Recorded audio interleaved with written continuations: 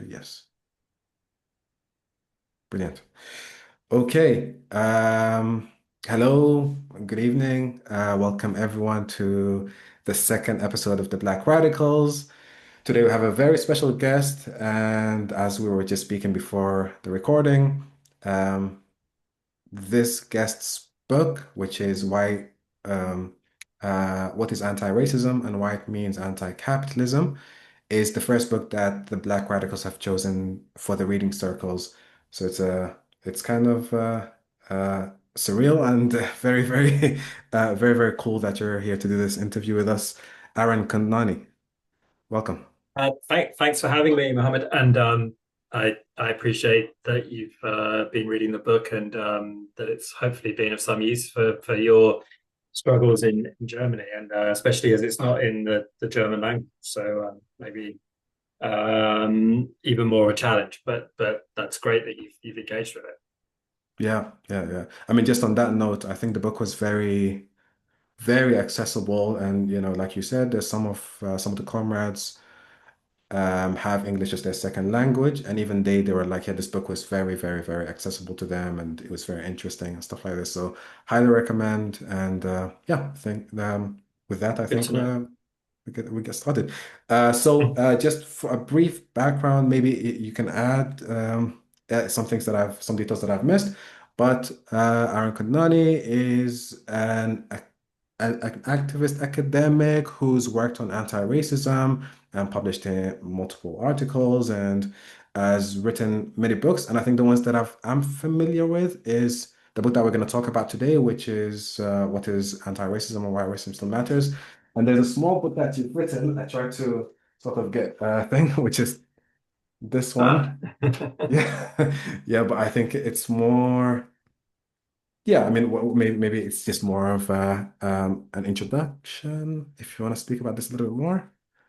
Yeah, yeah, there's a little book called Homeland Security Myths and Monsters, which I guess came out a couple of years ago. I worked on it with a graphic artist, so it's a visual book. It's I wrote the words, but mostly it's an art book Okay.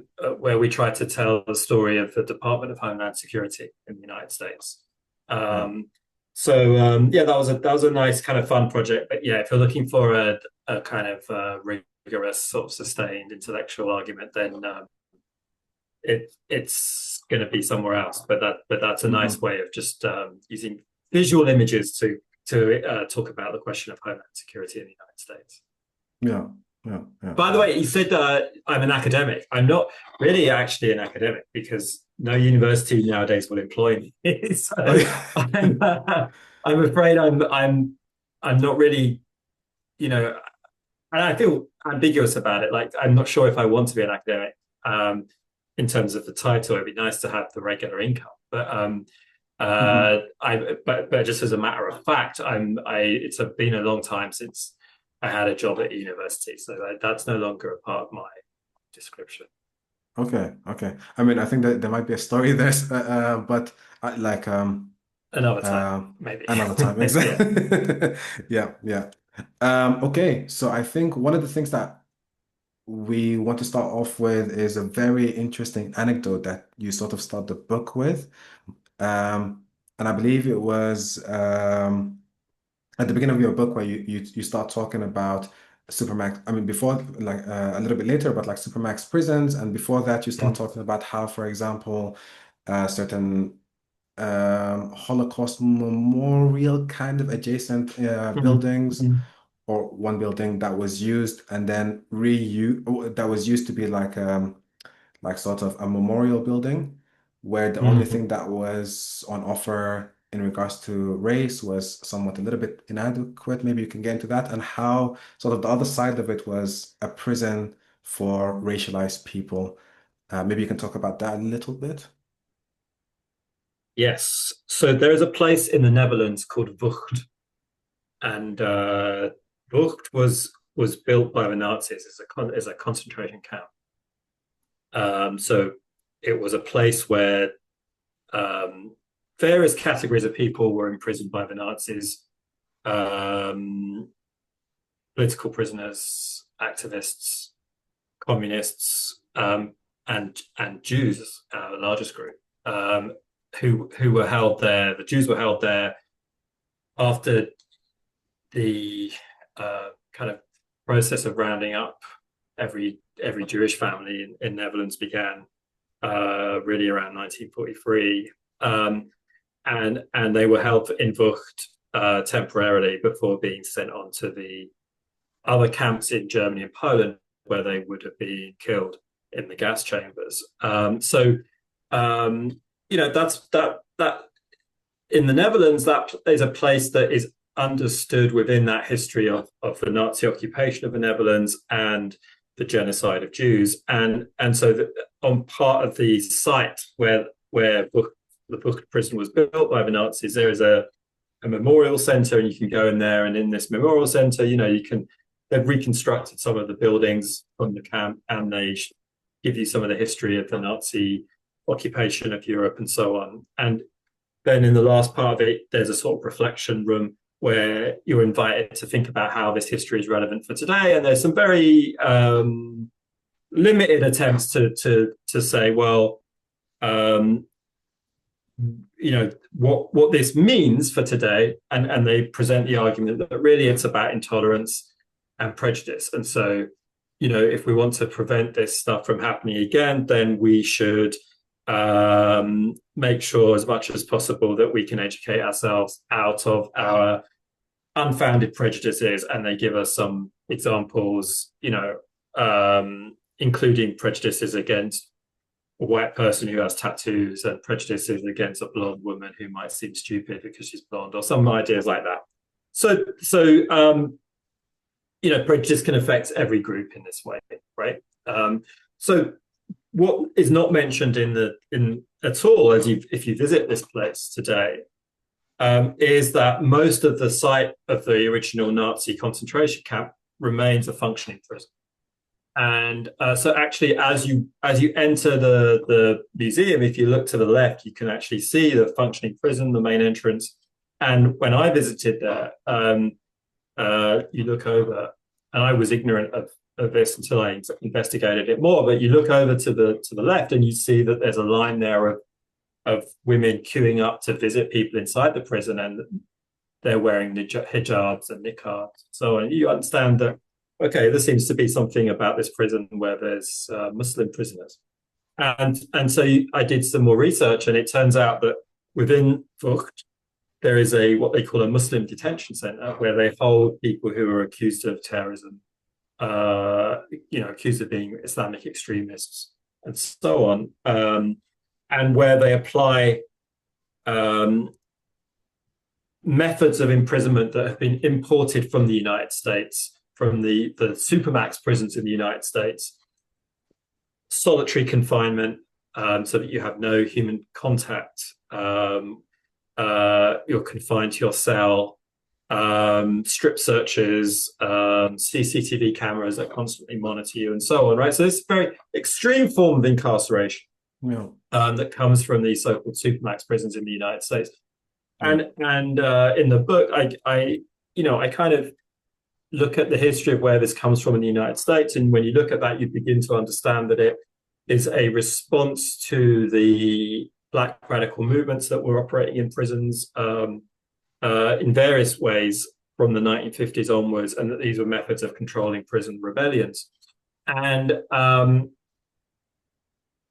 there's some other interesting things about Vught. One other thing is that one of the people who was imprisoned at Vught by the Nazis is someone called Anton de Kom, who was a Surinamese anti-colonial revolutionary kind of figure, who was active in the 1930s in Suriname before he proved too troublesome for the Dutch colonialists. And so they sent him to Holland, where they thought he wouldn't be able to mobilize his people. And when the Nazis occupied the Netherlands, he joins the resistance. Then he himself ended up arrested, and he was imprisoned in Vught in 1943, I believe, before being transferred to a concentration camp in Germany, where he died. And so what struck me about Vught was it's this one site where you have all these different histories of racism, um, all tied together, right? You have the Nazi genocide of Jews. You have Dutch colonialism bringing a black revolutionary from the Caribbean to Holland and leading to his death. You have these methods of incarceration that are applied in the War on Terror period to Muslims, using methods of control taken from the struggle of African, taken from the attempt to repel the struggle of African Americans in the United States, right? All of these different racisms layered on top of each other in that one place. And what we get from the official history in the museum is just one of those, right? We get the story of how this place was part of the genocide of Jews. There's no attempt to say, not the same thing is happening again, but you can't understand what's happening today in things like the War on Terror, anti-Muslim racism, anti-Black racism, without understanding those histories, right? And so we are told in that memorial, as you walk around this site, do not be a bystander when you see intolerance. And yet, as you walk around, you are exactly a bystander, because right next door there is a prison where Muslims are being subjected to the mental torture of extreme isolation, right? And yet no one seems to know. No one seems to be aware of this. So it was an important. I think it's telling, right? It tells us something about how certain kinds of racism are very visible. Certain kinds of racism are made invisible deliberately, right? Made invisible. And partly that is because we are unclear about what we mean by racism, right? We tend to have this idea of racism, as the museum tells us, right, as a matter simply of individuals who happen to be intolerant or have certain biases and so on. Anton de Kom talked about racism in a very different way, right? For him, and I think he's absolutely right about this, racism is a way of organizing the economy, right? Organizing the way of how resources are distributed, how different kinds of workers, different kinds of labor are distributed and organized, right? To maximize profit for capitalists, right? And to control the ability of workers to organize themselves, right? And so, again, I think just in this one site, it opens up all these questions. Yeah, yeah. I think when I think all of us in the reading group, when we read that, it was actually kind of we were taken back. I mean, like you said, exactly right. I mean, this is a site where basically you had, the persecution of different groups under the occupation of Nazis and so on and so forth. And then literally on the same, basically, I mean, I don't know how it looks like, but it seems to be like just literally a wall on the other side. And then you have like this other race, like basically the racialization of Muslims. And I think one important thing that you mentioned in the book as well is that the crimes that they're accused of could be as simple as a tweet or something, something so, I don't know, not like it's just ideological criminalization, let's say, or something like this. It's not, Correct. yeah, yeah, yeah, Correct. which we And found. this is where, this is where the war on terror does this, right? I mean, I feel like in the last few years we've become quite understandably, very focused on the question of Palestine and how Zionism controls the discourse and so on and so forth.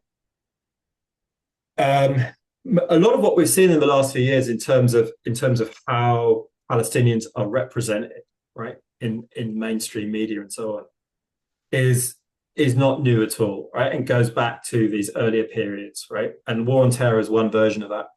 And what happens in the War on Terror in Europe and the United States in that period from 2001 to say 2017 or so, when it starts to maybe fade a little, is the idea that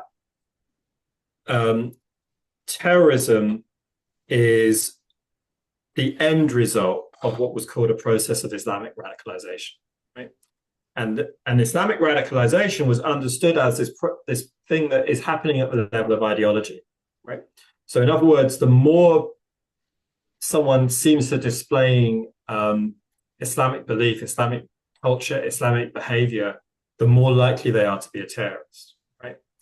And so, so from the point of view of the people who come up with this idea, the solution to preventing terrorism is to use mass surveillance to identify people who seem to be becoming more Muslim in their presentation, right? Mm-hmm. And so for the purpose of preventing terrorism, you have to have mass surveillance of Muslims, and any expression of solidarity with other Muslims, even in the level of speech, an expression of opinion or tweet and so on, becomes what is read in this space as the indicator of radicalization, right? So someone who posts a tweet saying, expressing solidarity with Palestinians in struggle, or Syrians in struggle, or Chechens in struggle, or Bosnians in struggle, or whatever, right? That becomes an indicator not of someone exercising their right to freedom of speech, which is supposed to be in Europe, the most important thing, but it's transformed, because you're Muslim, it's transformed into a warning sign, right? And so then you have all kinds of mechanisms whereby you can put that person maybe in prison, or maybe some other, a little bit less of a dramatic intervention to contain them in some way. If they're not a national of that country, deport them. If they are a young person, you subject them to some kind of political re-education program or whatever. Always different elements within this broader machinery. But for some people, the expression of those kinds of opinions of solidarity with other Muslims becomes itself a criminal offense that you can be imprisoned for, right? And certainly a good proportion of the people who were invoked, being subjected to that regime of extreme isolation, were people like that who had simply expressed their opinions on the internet. Yeah. Yeah. I mean, this is something maybe I don't want to be too glib about it, but my wife and I are both Muslims, and both of us are practicing. She wears the hijab. It's something that we joke around sometimes, which is, I mean, both of us are practicing Muslims and we're socialists. So like, it's a matter of time before the police comes and knocks through the door, and we're politically active. Right. But it Yeah, is, yeah. I mean, these jokes are very often the way that we deal with being nervous about this stuff, right? And we use humor to manage that, right? Which is anyone who's lived in an authoritarian regime knows that this is how everyday people get through their day, right? In this situation, right? I mean, I can tell you 100 jokes about this stuff, because so many people in my work as an activist and a writer have shared these jokes with me. My favorite one is in New York, the New York Police Department have had this surveillance program, right, where they target every Muslim in New York, including every restaurant and every business, right? So when you look at the eventually some of this material was released from the it was no longer classified document, so you could see what these surveillance files looked like. And what you see is they spend a lot of time in our restaurants, right? They go to the Pakistani restaurant, they go into the Arab restaurants, they're spending a lot of time there. They present in their country, but they will have food, right? So this is and the other one was in the New York Police Department material on surveillance of Muslims. It says one of the indicators that a Muslim is radicalizing is that they give up smoking cigarettes, right? So I say to everyone who's Muslim, if you live in New York, keep smoking. Right? It's for you to keep smoking those cigarettes, actually. No, Yeah, I mean, yeah, you talk about it a little bit in the book about like the surveillance, and I think it's not just New York, it's also like in the UK, for example, with the Prevent Right, and right, other places that is specifically, I mean, they basically delegate, if I remember correctly, they like put more resources in places that have a higher density of like Muslims in it, just purely because of that. correct. Yeah, yeah, yeah, yeah, Yeah, yeah. absolutely, absolutely. Yeah. I mean, we joke about it, but it really is, I don't know. I mean, it's a tragic sort of humor. But from that, like, maybe this is going a little bit too far into the book, but I think it links in nicely with modernization, theory and, the not the end of history, the clash of sort of civilizations, and so on and so forth. So can you give us a little bit of like the ideological back? I mean, I know this is like going way a little bit too forward, but the ideological background about like this, why Muslims, I don't know, are specifically targeted, why these sort of radicals are in the way of like, I don't know, I suppose Western liberalism or whatever you want to call it. But yeah, Hmm. Hmm. Yeah, so I don't think um, it's possible to make a general theory on that question, right? I think you have to look okay, at the particular histories in different places, right? So I think the story, so in let's say in Britain, right? Now, of course, Britain had its imperial history, so you can go back in the archives of British colonialism and look at how were colonial administrators writing about um, the Muslims that they governed, 200 years ago, right? What did the administrators of British the British government in Sudan, right, say about the rebellions against British colonialism in Sudan at the end of the 19th century, right? You probably know better than me, right? But one of the things that you see is that they start to in certain contexts they start to see Islam itself as a kind of rebellious element, right? In other places, they see it as a stabilizing element, right? And so, but the important thing is that they begin to consider Islam as a factor in the question of whether their colonial rule can sustain itself, right? They start to want to know about Islam. They want to know about how Islam is practiced and um, how it how it is organized in each particular context where they are governing significant numbers of Muslims, right? So it becomes an object of this kind of Orientalist study. That's why you have Orientalism as a academic discipline emerging, is because they believe that that knowledge will be useful for their government of these people, right? Um, when are you going to find Muslim leaders who can serve your interests, and when are you going to find Muslim leaders who don't serve your interests? You need to have the knowledge of how, you know, different parts of the Muslim population organize themselves, right? hmm That's that project, right? And so there's a deep structure there in British history of wanting to develop a kind of knowledge and a kind of collective institutional history around the question of Muslims, right? Same in France, same in the Netherlands, right, which of course governed Indonesia, right? France, of course, governed Algeria and parts of Africa that were majority Muslim, right? Um, uh, Now in the United States, the picture is different, right? Well, wait, before we come to the United States, so let me say, so therefore in Britain, when you get to the situation in the second half of the 20th century, where you start to get significant number of Muslims living in Britain itself, right? Um, the, the sort of governing logic of dealing with Muslims as a minority in Britain derives from the governing logic of dealing with Muslims as colonial subjects.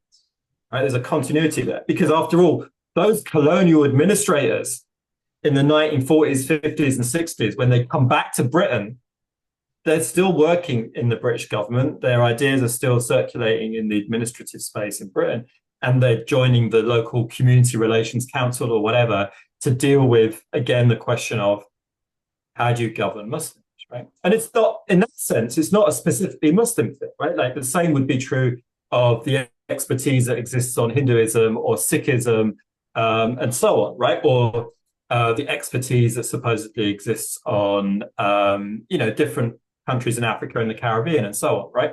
So that's a general phenomenon, right? That the moment of, we don't even say that this is a moment of immigration, because the people coming from, Trinidad, India, Pakistan, Sudan, Malaysia to Britain in the 1940s, 50s, 60s, 70s, they are actually not immigrants. They are subjects of the British Empire, made to be subjects of the British Empire against their will, who travel from one part of the imperial system to another, right? That's not immigration, because they're not coming from one separate political system, nation-state system to another nation-state system, which is what immigration is. They are moving within the same colonial space. So they are subjects of the British Empire when they leave India or wherever, and they are subjects of the British Empire when they arrive in London, right? Now, when you think about the United States, the history is very different, because the United States does not, before the 21st century, the United States has no history of governing significant numbers of Muslim peoples, right? Like direct rule over significant numbers of Muslim peoples is not a part of the United States history. There are some kind of, a significant number of enslaved Africans who were brought to the United States were Muslims, right? There's no real institutional history of the United States developing any kind of sense of knowledge and institutional arrangements specifically to deal with Muslims, right? Until you get towards the end of the 20th century. What happens then is that because of the relationship between the United States and Israel, especially from the 1970s onwards, when that relationship deepens, right?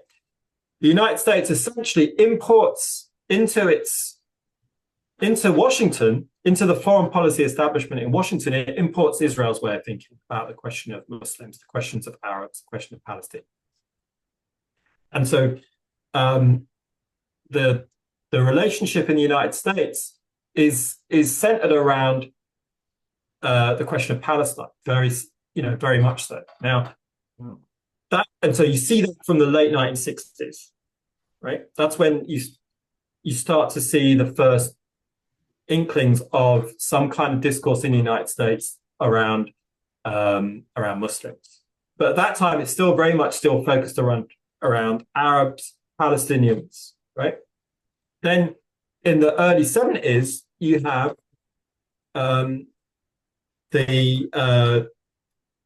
what people call the oil embargo, right? Where some of the Gulf states and Saudi Arabia and so on, for a few months, basically say we're suspending sale of oil to the United States, and we demand that the United States bring about some kind of settlement for the Palestinians, right? It lasts a few months and then it's no longer operative and the thing blows over. It doesn't do anything for the Palestinians, actually. But it sends a shockwave to the United States establishment, because this resource that is the lifeblood of the world economy, in which they depend on, is withheld for a period of time by a country that seems to be a part of the third world and seems to be potentially tied to the question of Palestine. So suddenly the question of Palestine is tied in that moment to the actual sustainability of the whole capitalist economy, right? Mm-hmm. And so that is the first time that you start to see in the pages of American kind of foreign policy journals and so on, you start to see Americans start to ask these questions that European colonialists have been asking for a century or two. What does it mean when Muslims talk about Sharia? What does it mean when Muslims talk about jihad? Are these concepts that threaten us or that we can work with, right? What is the Islamic idea of how an economy should work? What is the Islamic idea of banking?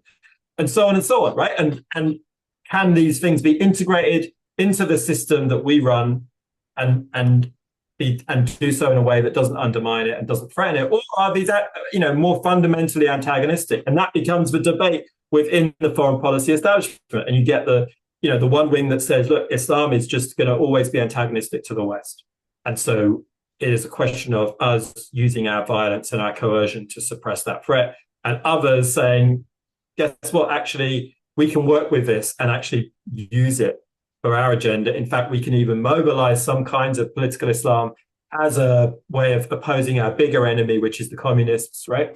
And so they play these games, right? And that's the debate through the 70s, through to the 90s, right? Which is why in the 1980s, on the one hand, you have Americans saying Islam is the most dangerous thing because of the Iranian Revolution and the hostage crisis and so on. On the other hand, saying actually we can work with these Islamic movements in Afghanistan that are fighting the Soviets, right? And in fact, we can call these people freedom fighters and invite them to the White House, right? Both Islam, but one's the good Islam, one's the bad Islam, right? No. Then you get to the 90s, and the Cold War is over, right? So the incentive to say we will work with Islam to tackle communism is over, right? That's done. And so the argument that Islam is the new enemy, what Samuel Huntington calls the ideal enemy, right? And he means, neoconservatives will say explicitly in their writing, the United States as a society cannot hold together unless it has some external enemy to unite against. Mm. And if the communists aren't going to be that enemy, someone else needs to be. And Huntington says, guess what? Islam is ideal for this purpose because they are racially distinct. They're a big number of people. They have a presence in the world that means that they can play that role, right? And so this is not some hidden conspiracy, right? This is pretty much out there openly as an initiative that says we have an opportunity here to present Islam in this way and it serves our goal of maintaining the coherence of our society at home and our capacity to dominate the world in the rest of the world, right? And so through the 90s, the neoconservatives make these arguments. They obviously share an agenda with Zionists, right? Who, obviously from Israel's point of view, they are dependent on US support for the viability of Israel. And they understand that that support is more likely to last in the long term if Israel can be presented as this island of Western values surrounded by a sea of dangerous fanatics, right? Mm-hmm. And so that is the narrative that they offer to the United States and that neoconservatives import and pick up, right?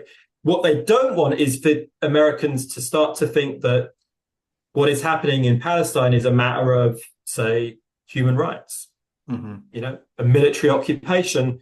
In other words, a political issue, right? A question of power and politics. What they want is for it to seem like a cultural issue, question of values. These people are just not like us. They are dangerous. They are fanatic. They're inherently violent. They're terrorists. And therefore, we cannot have a political process to settle disputes, but we have to have a violent process of suppressing them, right? Mm-hmm. That's the narrative, right? And so that is what then, with the war on terror, it becomes universalized, right? And institutionalized in countless ways. And of course, leading to wars in Afghanistan and Iraq that where millions of people are needlessly killed, right? And that is the end result of, because this is a genocidal logic, right? Like all racism's taken to their extreme end in genocide, and anti-Muslim racism did that during those war on terror years. So so the capacity of the US military, with its junior partners like Britain and so on, Denmark, like, now Denmark is supposedly standing up to the United States, but the Denmark was running to be by the United States' side in Afghanistan and so on, right? So Yeah. the capacity of that machinery to take the lives of large numbers of people without significant dissent in the Western heartlands, without enough dissent to stop it. Let's put it that way, right? Was what we discovered in the War on Terror. But alongside that, a whole machinery of counterterrorism laws, administrative measures that operate in every institution. Like we mentioned a moment ago, prevent policy in Britain. Mm-hmm. The striking thing about prevent, which was designed as a policy to tackle what it called what it called violent extremism. It was always understood as Muslim violent extremism, right? But it operated in every area of British life. Every point at which Muslims interacted with any kind of public body, right?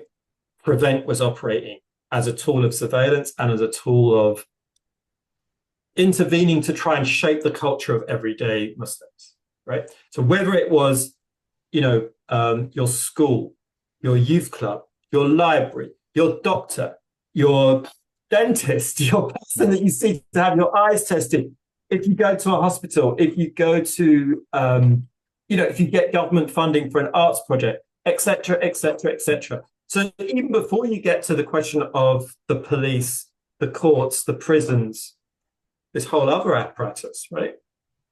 This is, the extent of it. And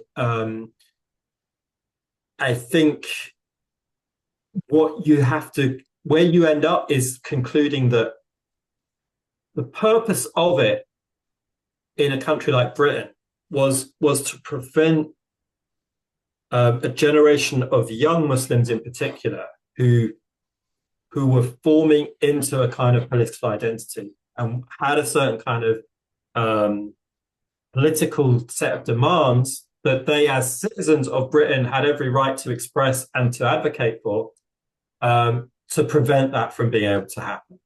Mm-hmm. Right. Mm-hmm. So it was essentially an attempt to suppress a group of citizens from exercising their political expression. Right. And when you do that, from the point of view of the people perpetrating that,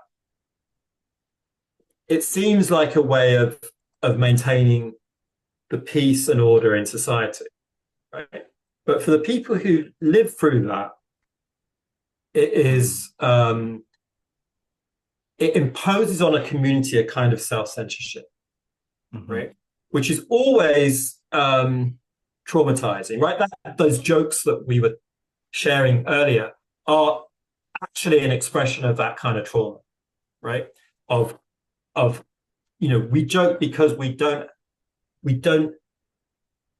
But let me rephrase it. When you have a group of people who are subjected to that, humor is one of the ways they deal with it, right? Mm-hmm. And that tells you that what you're dealing with is not just the ordinary way in which citizens interact with their government, but is operating on a level that's a bit more like a traumatic level, right? And so that doesn't go away, right? That doesn't go away. Part of why there is this incredible, beautiful mobilization over the last couple of years around Palestine is because it's the return of the repressed, right? It's the return of the repressed. What people couldn't do so easily in the War on Terror years, now a space has opened up and upsurge comes because suddenly people feel, I cannot allow myself to do that self-censorship anymore. This one I must speak out, right? Mm-hmm. This one I must be, and it breaks the walls a little, right? Yeah. So that's what we've seen in Europe and the United States. And of course, they try and suppress it. Now, I'm not so much with these kind of soft mechanisms that they used before, like prevent. Now it's the police more. Right now it's hard power, not soft power, to control us because we've broken through a little bit of our own self-censorship, right? So Yeah, now it has to be hard power. yeah, That's yeah, why they send in the police to beat us up on our demonstrations and so on, right? yeah, But it's one of the reasons that this is happening is because of what we've lived through in the recent past, yeah. right? It doesn't Absolutely. go away. Absolutely. Absolutely. I mean, just to give like a shout out, I mean, like I think the picture of the in the picture here in Germany is that I don't know, Germans, like German guilt is stopping people from like speaking out against Zionism and stuff like this. But I must say, being here in Germany, I have to give like a shout out to like places, certain like Antifa movements and like Students for Palestine and so on and so forth. They have done absolutely tremendous and young people tremendous work when it comes to like the mobilizing for Palestine and so on and so forth. And you're absolutely right. For example, the mechanisms or the processes which they use to like suppress us. I mean, here in Baden-Württemberg, where I'm speaking to you from, they're now thinking of I don't know if it's passed yet, but like they're now thinking of basically getting Palantir to like surveil and like help with like the police force and so on and so forth. Palantir obviously being I mean, basically an arm of fascism, in my opinion. Um, Yeah, yeah. but what you said, I think there's 2 points here that maybe you can help us understand or deconstruct. Which is the first point is you sort of gave us a an overview from a structural position about how racism works. There's also the liberal notion of how maybe I don't know. Let's say I call it liberalism, and I think you in some place in the books you call it like a liberal notion of how racism works, which is not so structural, but more so like Mm-hmm. individualized, sort of. It's Mm-hmm. like a psychological reflex or something like Mm-hmm. this. This is one thing, and the other thing is I think you mentioned that you know. There is a role for us to play in the West. And if we're silent about it, things get so much worse, not just from the outside, but not just outside, the West, but also the colloquial West, but not outside where we live, but also inside, sort of like a boomerang effect. So if you can help us Mm. understand these two things. Yeah. I mean, one of the things I suggest in the book is two. There's really two traditions of anti-racism, right? So one is what I call a liberal tradition, liberal anti-racism, and the other is a radical anti-racism, right? So we spoke a moment earlier about Anton de Kom. When he's writing about racism, he's coming from the radical point of view. He sees racism as a way that resources in society are distributed in ways that some racial groups benefit and others lose out, right? And it's a way of organizing labor and workers and so on through a racial division of labor. And we can get into what that, why that is part of the history of capitalism and why that is central to how racism works. The liberal tradition, though, they start from a different place. Usually, it's a reflection on Nazism, right? How did Nazism come to power? And so here I'm thinking about, in particular, scholars like Magnus Hirschfeld and Ruth Benedict, who are writing in the 1940s, both interested in this question of the rise to power of Nazism in Germany in the 1930s, and more or less they say the same thing, which is um, in the 100 or so years before the Nazis come to power in the 1930s, you had scientific racism, right? So you had people who were understood as scientific experts in Europe who presented theories of racial hierarchy in the world, right? They never agreed how many races there were in the world. Sometimes it was four, sometimes it was seven, whatever. But they all put them in a hierarchy with white people at the top, right? And so that was presented to ordinary people in Europe as a scientific account of how to understand human difference. And so Um, that was internalized by them, it shaped their prejudices, so that then that created the conditions for a charismatic extremist politician like Hitler to come along, exploit those prejudices, and gain political power through that, and then abolish liberal democracy, right? And so, in order to defend liberal democracy, it was necessary for uh, intellectuals, scientists in the 1940s then to come out of their universities and to educate the public to say what we told you as scientists 100 years ago has now been found to be scientifically false. There is no racial hierarchy in the human species. And so you need to abandon these beliefs, these prejudices, these attitudes that science encouraged you to hold from the past, in the name of rationality, right? It's now irrational to hold these beliefs because we know them to be scientifically false, right? And so this becomes a kind of liberal project, right? The anthropologists, the biologists,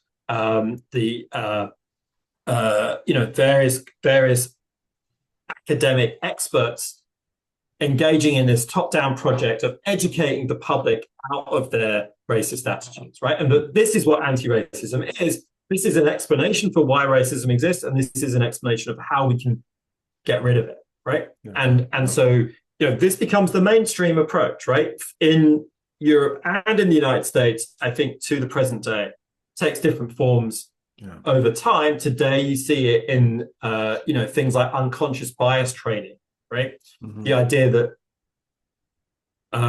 you see the paradox. If you think about racism today, right, from the liberal point of view, right, if your liberal point of view is racism is essentially it's a belief, it's a dogma, it's something inside our heads, right? It's an attitude, right? Well, then you immediately have a problem, which is find me someone who expresses those beliefs, because most people don't. Right, like even the far right party, they say we're not racist. There's some, but most say, oh no, I'm not racist. I just think that white people should have the same rights. Blah blah blah. All that sort of spiel. If you look at the Trump, the Trump administration. Stuff where they want to ban diversity initiatives and so on and so forth, right? If you look at the executive order that is issued, it says that we're doing this in the name of racial equality, in the name of civil rights, and so on and so forth, right? So everyone is an anti-racist today, right? Yeah. So if you want to say that all the suffering and oppression that racialized groups experience is the result of belief, individual belief, how come you can't find any individuals who believe in it, right? I mean, maybe they're being dishonest, but like, actually, anti-racism is an official orthodoxy, right? At least in the liberal form. So it doesn't add up. So that's why then liberals say, well, okay, yes, people don't think they are racists, but unconsciously they are, right? So unconscious bias, right? So everyone is carrying this unconscious bias, and we can use special techniques in workshops and so on to bring it out and to get rid of it. It doesn't actually work as a method, and it doesn't actually get to the core of what racism is, because racism isn't something that is about individuals who happen to have beliefs unconsciously or consciously held. You can't explain the solidity of racial oppression in our world. Right? You can't explain how deep it is, how fixed it is, if you try and explain it on the level of individuals, no matter how many individuals you find, right? It's coming from something, a bigger force than that, right? A stronger force than just that, right? Can I just interrupt and just to say an anecdote just relating to this point, which is like a lot of times I have had conversations with like people who would say exactly that, which would be like it's just these attitudes, and only if like these people met, I don't know, traveled more or read more or became aware, and I think one of the things that one of the paradoxes that you mentioned is, for example, you just point to like a person who's everyone agrees that's a racist. Like for example, Elon Musk. I think Elon Musk has probably traveled the world. He's the richest person and he's got time to read whatever. But Yeah, like all yeah, yeah, making yeah, these, yeah. We yeah, Right, right. I mean, at this point in 2026, to think, and we've had 100 years, right, hmm of liberal anti-racists saying, you know what, it's about education. Let's educate people better. Let's introduce them to other cultures, whether by travel or by, multicultural awareness programs and so on and so forth. Like, you know, in Britain since the 1960s, people from South Asia have been invited to, share our food with, to like try and change people's attitudes, introduce our culture, what just dancing, what just singing to try and change their attitudes, right? yeah. And people love our fucking food, our dancing and everything, but they still fucking beat us up, right? And the police still want to go after us, and the Yeah, immigration policy still absolutely. tries to stop us from coming into these countries and so on, right? So Absolutely. this history proves that this is not adequate as a solution, right? Like Absolutely. the last, the 21st century has seen these things get worse, right? Yeah. And now like so the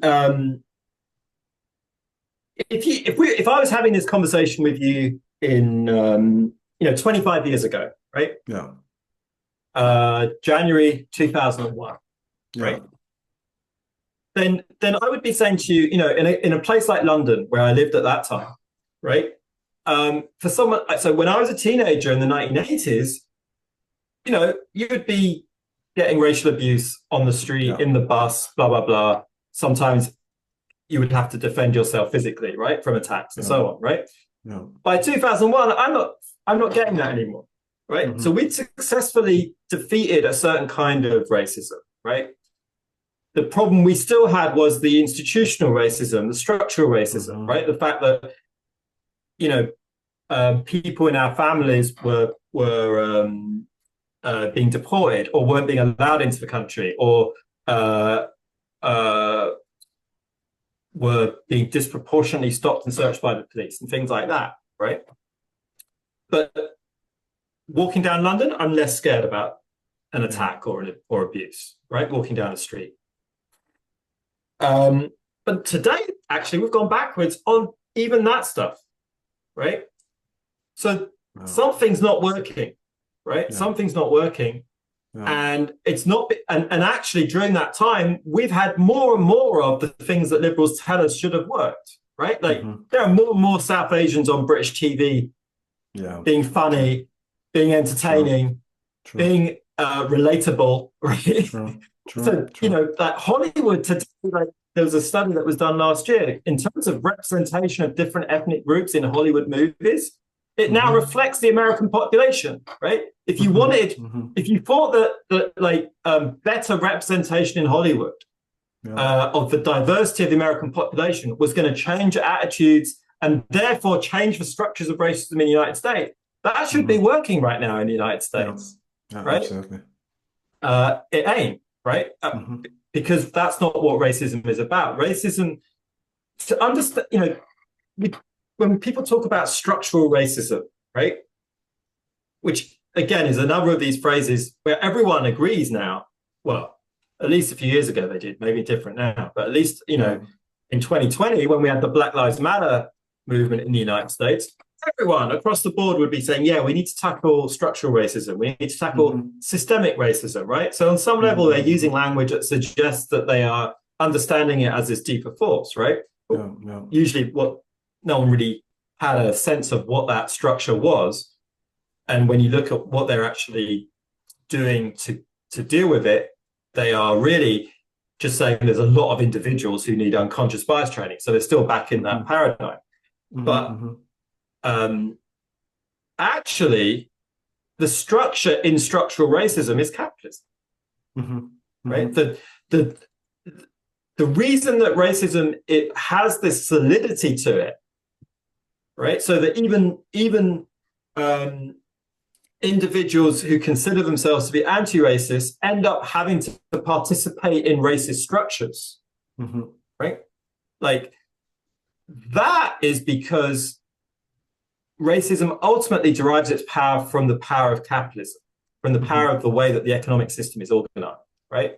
And so, what you're up against when you're dealing with the question of racism is not just individuals who can be subjected to persuasion, but Hmm. structures that you need to tackle with power, Hmm. right? So, Hmm. where if we're going to tackle this and actually make progress, and what we know from our histories is that the only time we've made progress is when we are able to build collective power, Hmm. right?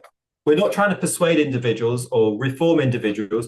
We're using collective power to try and dismantle structures, institutions, right? To power Hmm. struggle. And so the really what makes it difficult is we are in an age where we are not as good as 50 years ago or 100 years ago, in fact, at coming together as peoples, build collective power, and then mobilize that collective power Hmm. to go after the sources of our oppression. We're just not as good at, as we used to be, right? So that's part of what comes out of the book for me is what can we recover from our histories that helps us do that in new ways for the future. Yeah, yeah, yeah. I mean, I think while you're talking, for example, at the regression, what you mentioned about the regression, can you hear me properly or? Yeah, yeah, yeah. Yeah, okay, okay, I okay. can, Yeah. yes. Yeah.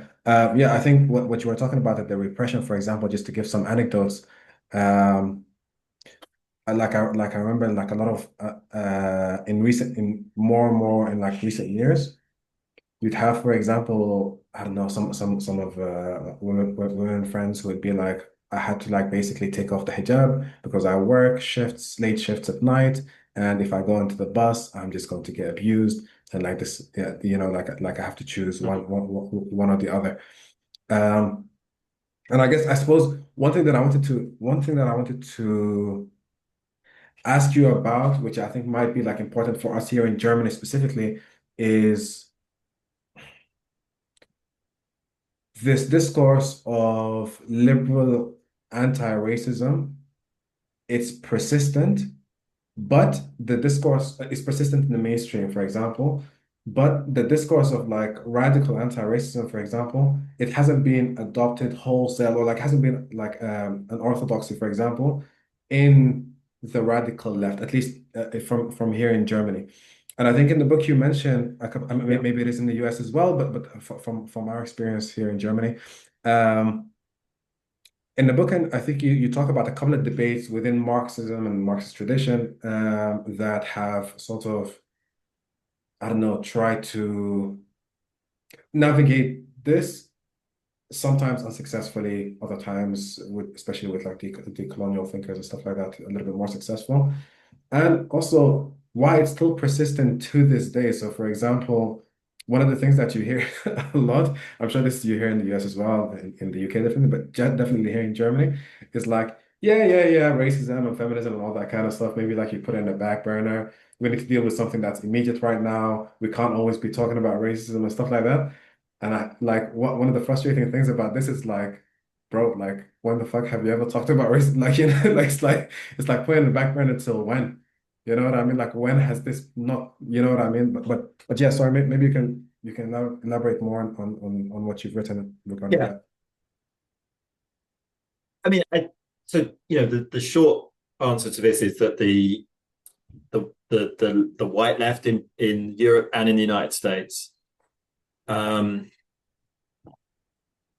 defaults to this line of thinking that says um, the basic contradiction in our societies is the contradiction between workers and capitalists, and that is not a race question; that's a class question, and therefore, the question of race is secondary, right? The question of gender is secondary, and of course. we oppose racism, but the real central struggle is, can we unite the working class across different races to be a strong force against capitalism? And so therefore, if we start getting too much into the question of race, then we're fracturing the unity that we want for our working classes. And so we're a bit reluctant to do that. So let's just focus on the class question. If we can move on from the race thing, it's a bit of a distraction. So let's just focus on the class unity, and then that's how we win. And the more we unite as a class, use our power to oppose capitalism, the less racism there'll be anyway, because racism is really a way to divide us that capitalists use. That's the story, right? So the problem with there's a couple of problems with that. One is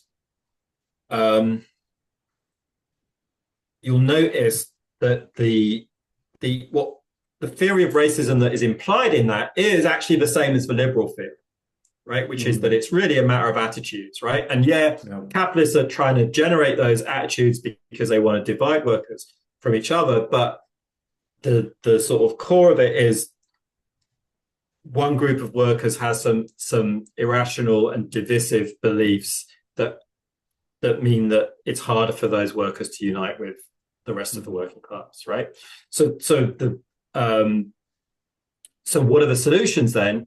Well, the approach then is the main focus is we try and build class unity. If in the process of doing that we come up against racial attitudes that mean that white workers don't want to unite with other workers, then we might do some one-on-one, challenging, myth busting to try and challenge their prejudices. It's a liberal approach. It's the liberal approach, right? It doesn't see racism as actually structural to capitalism, right? Now, the deeper reason why it actually is a problem is when you actually look at how class societies are organized, right? They are organized according to racial divisions of labor, right? So race is not just an ideological feature of our societies, but it's also a material feature of our societies, right? Yeah. In other words, it's not just about belief. It's about the fact that, take, for example, the European labor market, right? You have a working class across Europe where there is a racial division of labor between the workers who have citizenship and the workers who don't, right? What you might call undocumented workers or sans-papiers or, irregular migrants or whatever, right? But those people they are part of the working class in Europe, right? They are typically working in the most exploitative parts of the labor market. But they are subjected to a separate regime of social and political control. Right? That is what the border is, right? It's not like we tend to think of immigration controls as ways of stopping people from coming into a place, right?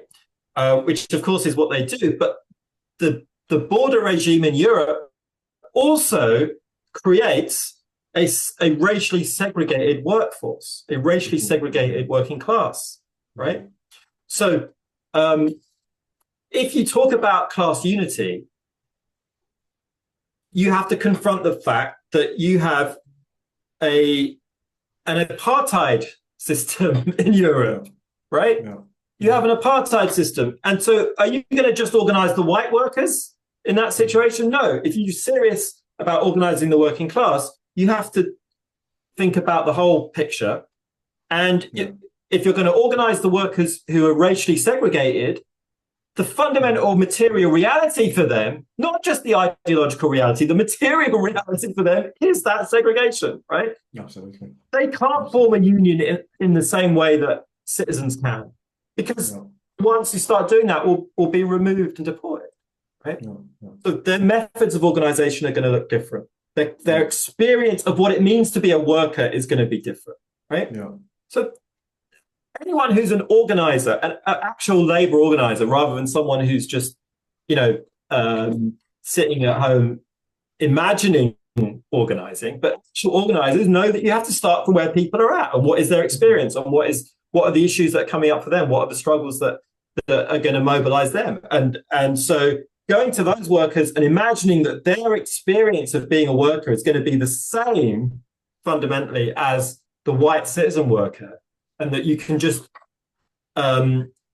organize them in exactly the same way for exactly the same political agendas. It's just not reality, right? So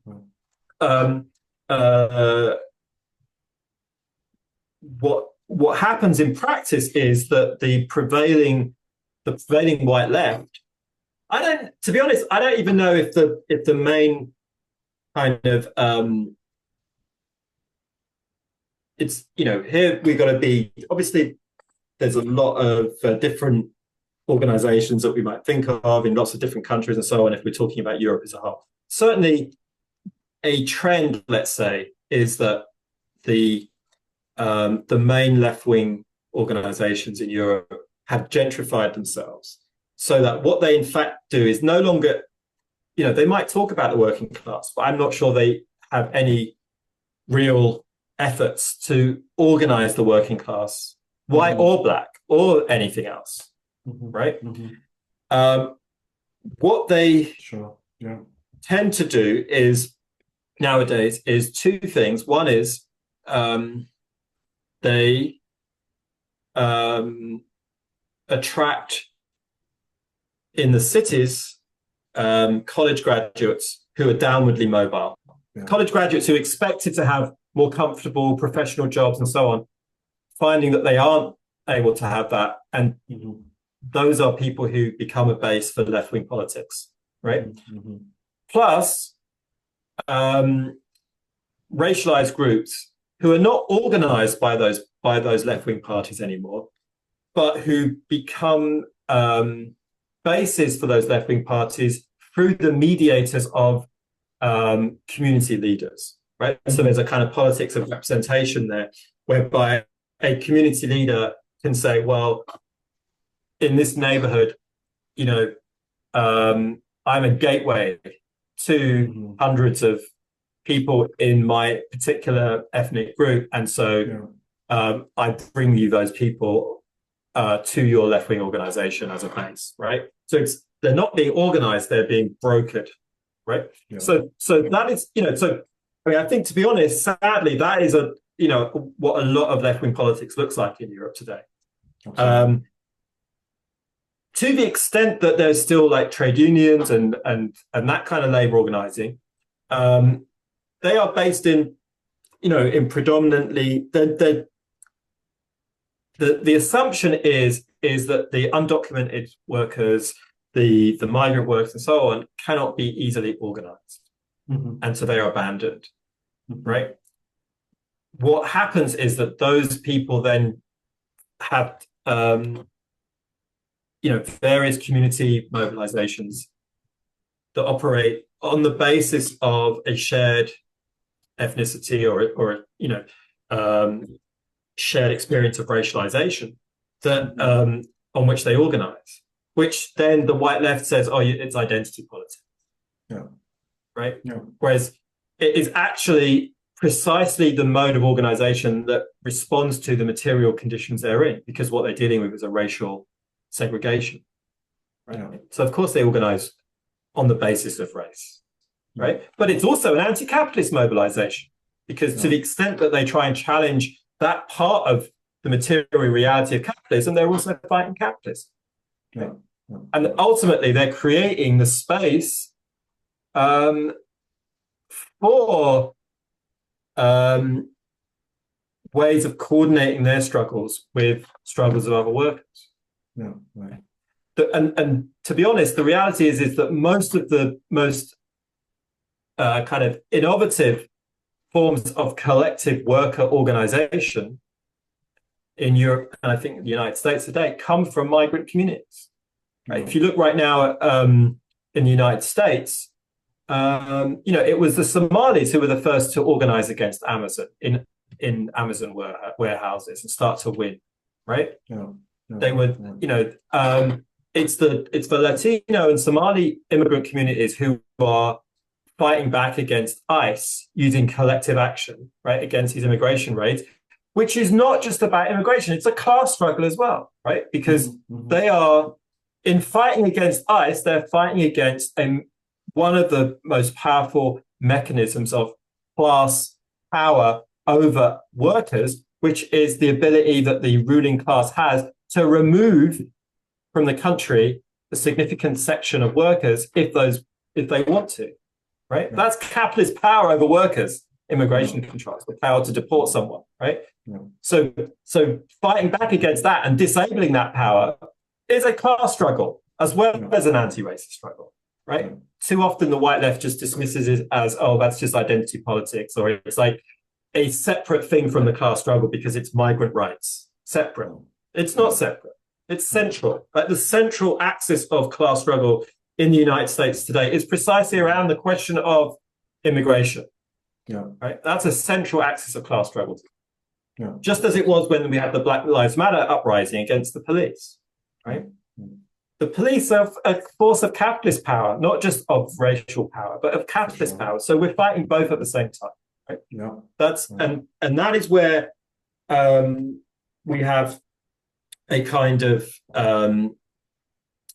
intellectual failure of the white left to see the struggles that are already happening and which they are excluding themselves from because of intellectual mistakes in their analysis, essentially. yeah, yeah.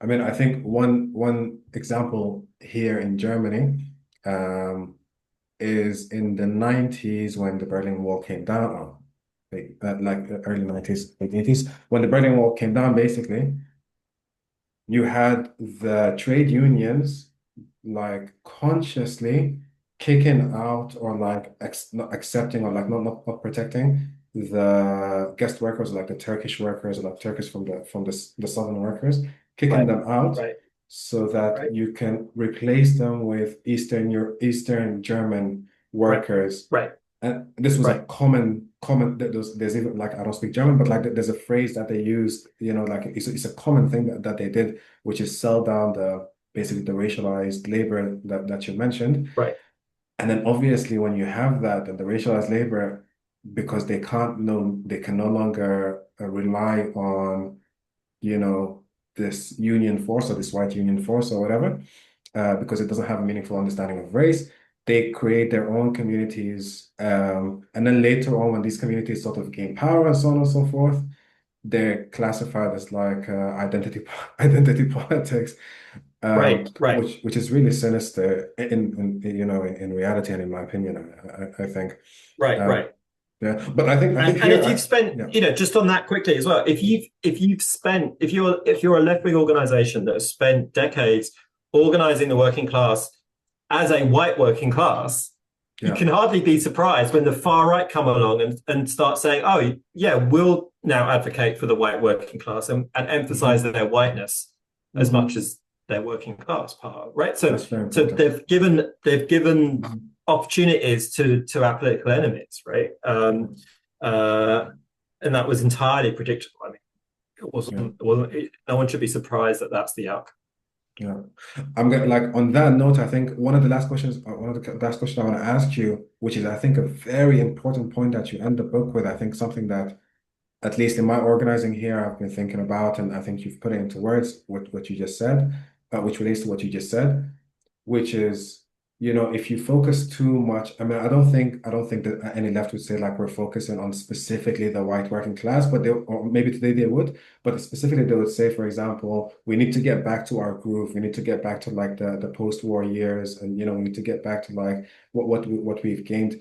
And what you mentioned, I think, at least how I interpret what you're writing, is that basically if you like remove race from that analysis, like the basically the racialization that was required in order for you to have the privileges of the union contracts after the war, if you move which the left has, if you remove race, then you can easily see how like the violence of neoliberalism has managed to seep its way through that through that under theorized, or like this the racial thing, like where someone like, I think you mentioned like Enoch Powell, where someone like Enoch Powell can come and say something extremely racist, and it just becomes adopted because you have under theorized that race. And I feel like the left today, especially in the unions, want to go back to like this reform years, not knowing that it's not a coincidence that we're under neoliberalism, but it's because of the lack of racial understanding race and class, that brought us here. That's a long question, so to speak, but this is something I find absolutely fascinating in your final remarks in the book. Well, I think that there's certainly been a kind of nostalgia politics, right? In how we've understood neoliberalism on the left, right? So we see it as this regression from the social achievements after World War II, that this regression that begins in the 1970s, and so then we want a nostalgia to go back, right, to before the 1970s, when this counter revolution kicked in. And part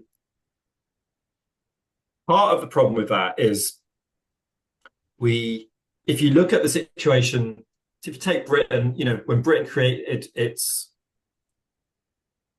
what they call the cradle to grave welfare state after World War II, Britain was an empire, right? So it's still, in 1945,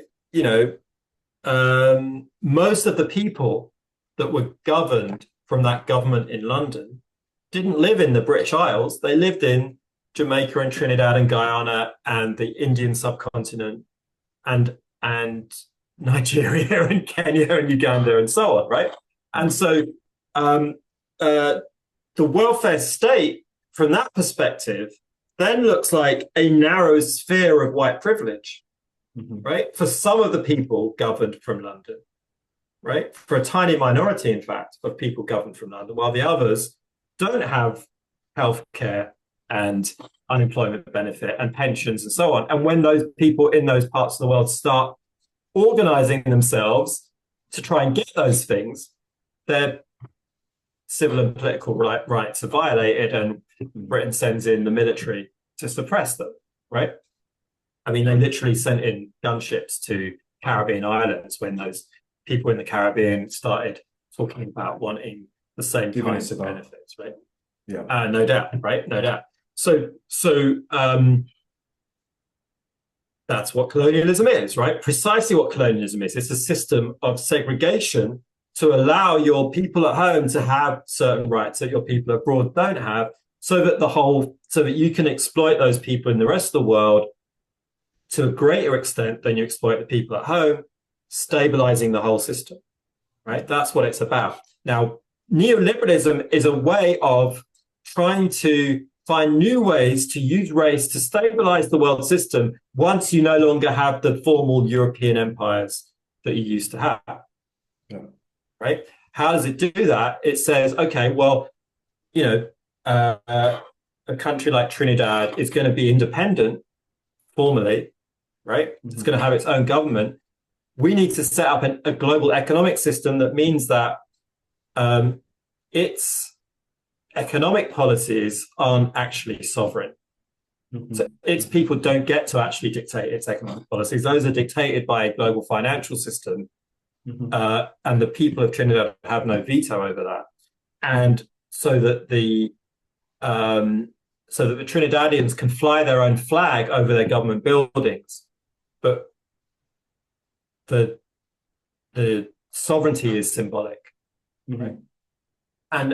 And that was what the so central to neoliberalism. And if you look at the neoliberal thinkers, right through the century, that is the major theme of what they're thinking about. They're not just thinking about class; they're thinking about race and colonialism as much as well, right? They Hmm. see all of those things as linked together, right? They're much more willing to think about race and class simultaneously than the white left is, right? Hmm. Hmm. So um, the nostalgia politics will never be sufficient to defeat neoliberalism. Even if we didn't care about the fact that the model is a colonial model. Actually, just from a practical point of view, you're not going to win against neoliberalism unless you can do this more difficult thinking of saying, um, how do we have to think about the question of imperialism within the question of neoliberalism, right? And if we're thinking about Europe today, we um, we have to think about how the struggles of the mainstream white citizen working class of Europe, how those struggles coordinate with the struggles of peoples who are the victims of imperialism, the victims of neocolonialism, some of Hmm. whom come to Europe, but others who don't. Right? Hmm. The fact that one of the things neoliberalism does is is turns millions of people around the world into surplus, what I call surplus population. In other words, they're not. Um, there's no prospect for those people of entering the kind of relationship to capitalism that you think of when you think of the working class, the industrial worker, right? Hmm. Exploited in the ways that Marx writes about in Capital Volume One, right? Hmm. They Hmm. don't get that opportunity even for that kind of exploitation. On a their relationship to capitalism is one of abandonment, Hmm. right? Um, and so the struggles are going to look different from the struggles that Marx theorizes, right? The question is, how do we coordinate these various different kinds of class struggle, Hmm. right? Hmm. Rather than try and say, as the white left tends to do, oh, well, in the end, they all have to follow our tradition, right, of how class struggle has looked to them in Europe, right? Um, that's the political challenge for us today is to Hmm. imagine how these different kinds of struggle can be coordinated in ways where they come together to defeat this common enemy of the Hmm. global capitalist system. Yeah, yeah. Which is I don't know, it's a very difficult task, I think, especially to like I don't know, destroy or collapse this nostalgia of like a past, that was privileged certain workers over others. I think this is a very Mm-hmm. complicated thing, and I think like I'm not yet sure like if some elements of the left are ready to like just give that up already. So I do agree that it is difficult today. Yeah. Um, but yeah, I think with that, and I think for everyone who's listening, there's an interesting part in the book we haven't gone to, but where you talk about how there is um, sort of non-capitalist forms of reproduction and labor and stuff like that that also is required for capitalist forms of reproduction and stuff like this. This is very interesting. You can find all of that and more in the book. It is really, really thought-provoking. It's really, really interesting. Um, and thank you so much for being with us, and thank you so much for your words. And yeah, like I say this a lot, but I hope we have you on some time later on. And it's been really wonderful for me, and I've learned a lot. And yeah, I hope we can be in contact, and we'll see what comes next. Certainly, it's great talking to you, and yeah, good to be in touch with you in the future. Thanks for having me. Nice, nice. Is there anything that you would like to say or mention, or all good? I think that's all good. Yeah, nice. Yeah, thank you. Nice, nice, nice. Okay. Bye-bye. Okay.